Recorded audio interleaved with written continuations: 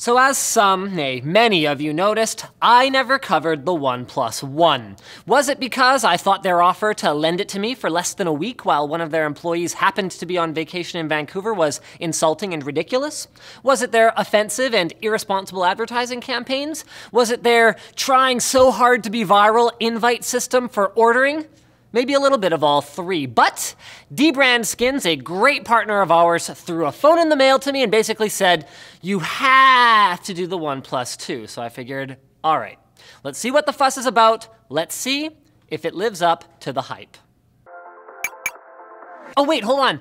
On the subject of dbrand and hype, they're the presenting sponsor for Scrapyard Wars 3, and the production schedule is locked in. It's gonna be a three-way between me, Luke, and Austin Evans, so slam that like button if you're amped and you think Austin is gonna be an awesome guest star. Okay, now you can roll the intro.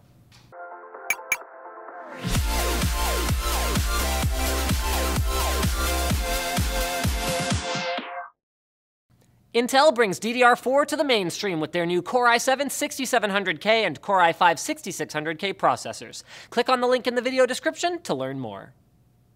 OnePlus comes right out of the gate, boldly declaring their second-generation device to be a 2016 flagship killer. And obviously, if they're gonna run around and say things like that, it better have the horses to back it up. So CPU-wise, the OnePlus 2 sports the controversial Snapdragon 810 1.8 GHz octa-core processor paired with an Adreno 430 GPU, which should handle the phone's 1080p display with relative ease. RAM and storage specs aren't that clear-cut, with the 16 GB storage model being paired with 3 gigs of system memory, and the 64 gig version getting a 1 gig bump to 4 gigs. The display is a 5.5-inch 1080p IPS LCD covered with Corning Gorilla Glass 4 and features an LTPS glass substrate, which is more expensive than both silicon and IGZO, and is accompanied on the top by a 5-megapixel selfie camera and on the bottom by a row of capacitive touch-sensitive buttons, with the center being used as a home button, camera launch button, and fingerprint sensor for quick authentication. Cool beans. I love this feature,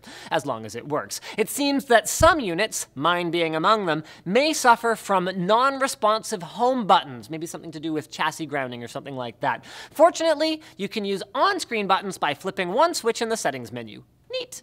Physically, I really have started just glossing over most phones these days, because aren't they all just basically rip-offs of the original iPhone?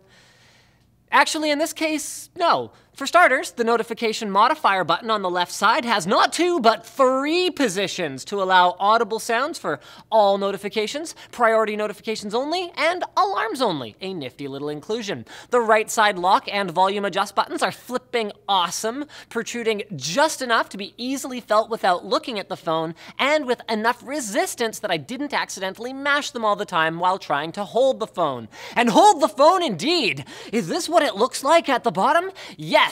On the bottom are the regrettably, well, bottom-mounted, but surprisingly loud and clear speakers, and a reversible USB Type-C port for charging.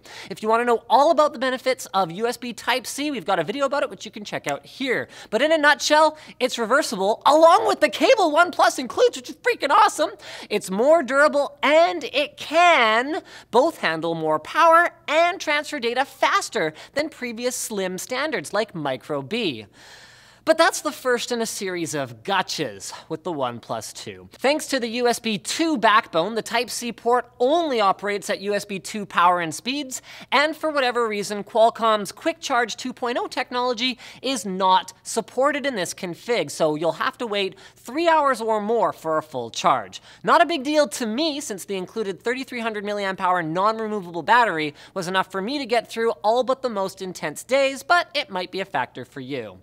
Gotcha number 2, OnePlus may be billing this phone as a flagship killer from a performance standpoint, but it's not like with more premium devices you aren't getting anything for your extra money either, and the 2 fails to deliver really any cool standout features beyond its charging port.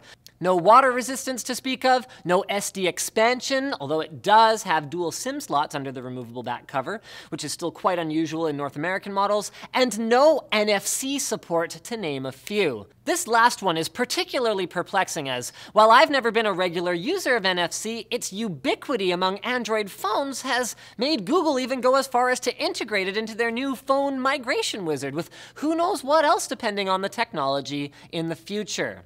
And on the subject of the future and improvement, OnePlus really does seem to be banking on that to sell these phones. The software is refreshingly unbloated and has some great inclusions, like a system-wide dark theme, gestures for like double tap to wake, double home for camera, and Swift keys, fantastic third-party keyboard app included.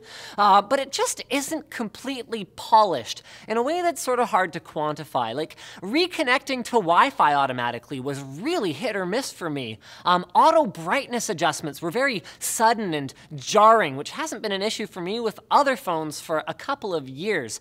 Voice over LTE on band 12, a must for T-Mobile customers, is coming, according to a Reddit post somewhere, and the camera is getting more capabilities at some undisclosed time, which I guess leads us pretty well into the main pillar of a smartphone video these days, the camera. It's pretty darn good. The main camera sports optical image stabilization, laser autofocus, and a dual LED flash, and captures 13 megapixel images and up to 4K 30 FPS videos. It handles low light reasonably well, and if we ignore the pretty rubbish viewfinder responsiveness and some stupidity in the app, like that swiping in from the left can try to change camera mode sometimes pulls down the notification tray, the 2 gets great marks here. Not because OnePlus has dethroned the LG G4, Samsung Galaxy S6, or the iPhone 6, all of which have excellent cameras, but because the 2 costs half as much as those other flagship devices. Which I think leads us pretty well into the conclusion. I still think the invite system is complete bullshit, but the OnePlus 2 is still a winner in my book. I love the price, and I agree with most, if not all, of the ways that OnePlus has skimped on the 2. The build quality feels great, with a reassuringly premium weight and with the gently curved back and extraordinarily slim bezels making it feel more like a phone a quarter of an inch smaller diagonally. A 1080p display makes a ton of sense to me at this screen size, and I will trade both wireless charging and quick charging for a more robust connector on a device that I plan to use over the long term. But the lack of NFC baffles me, and the inclusion of a second SIM slot instead of expandable storage is a trade-off that in my mind doesn't work well, especially for owners of the 16 gig model. You know what else is likely to work well for owners of the OnePlus 2?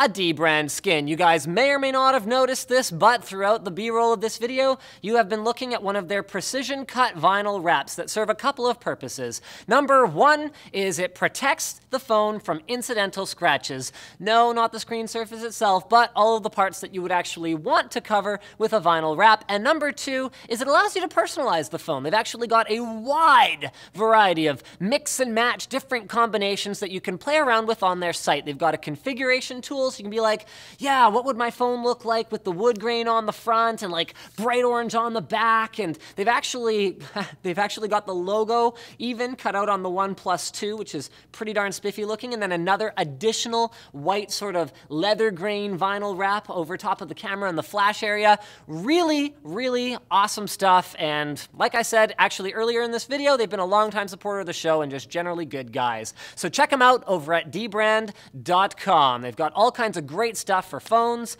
tablets, gaming consoles, controllers, all kinds of good stuff over there.